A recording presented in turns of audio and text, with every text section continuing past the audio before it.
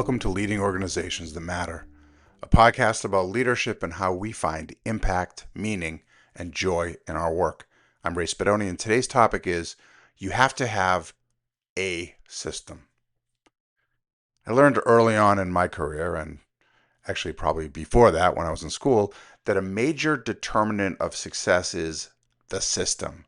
That is, the methodology and the associated tools that a person uses to remember stuff, to track details, to know when something's due, to ensure you get back to people when you say you will get back to them, to collate, organize, parse, and make sense of both connected and disparate bits of information in ways that become meaningful and informative over time and when needed. Back in the day, we called this getting organized. Today, specialists abound online who describe this as personal knowledge management or creating your second brain. It's important. It's really important.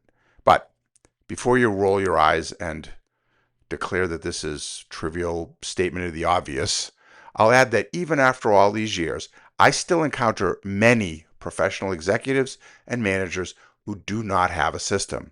They have tools. They try, but they don't have a system.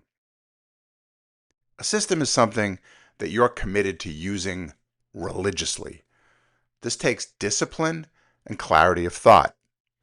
You have to use the system over time. It must be integrated into your life such that you are going to feel lost without it. That's a system. That's your system. I once worked with a COO who had a small steno pad of paper. This was her system, and it was bulletproof. That was not because of the sophistication of the tool, but rather because of her devotion to it. Every day while at meetings, on a phone call, or alone and just thinking, she would jot notes into that pad. We never talked about it specifically, but I always observed her making small marks in the margin, which I presumed were codes or keys to things like this is a to-do or make sure I remember to schedule this, that sort of thing. She never forgot anything.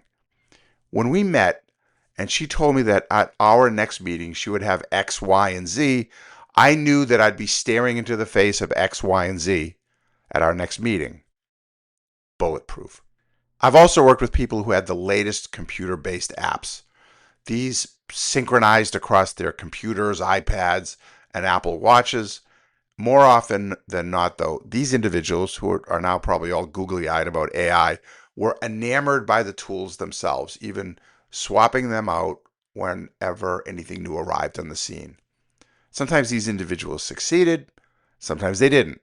Typically, the systems were not more effective than the one used by the COO with the steno pad. You have to have a system, one you develop and use consistently. Again, I've been surprised by the number of people I meet who are deep into their careers and who clearly do not utilize such a system. Some of them are high-ranking leaders who walk into meetings without paper or any kind of electronic means of taking notes. They view their roles as being a thinker on the spot who can lead with their words and their decisions and their, rhetorical wizardry. Well, I'm sorry, even the highest level people need to take notes, jot down reminders, and remember things. I once worked for a major integrated healthcare system CEO who never used agendas and who rarely, if ever, took down a note. Over time, I came to realize that his promises might never be fulfilled. Not because of bad intentions, but rather because of forgetfulness. And even worse, I myself felt a little pressure to deliver on my own promises because I understood that he would not hold me accountable for them. Needless to say, this is bad. So, if you are early on in your career, develop a system and stick to it. If you are later on in yours, it's not too late to start using one. And again, it's not about the sophistication of the tool. It's about your devotion to it.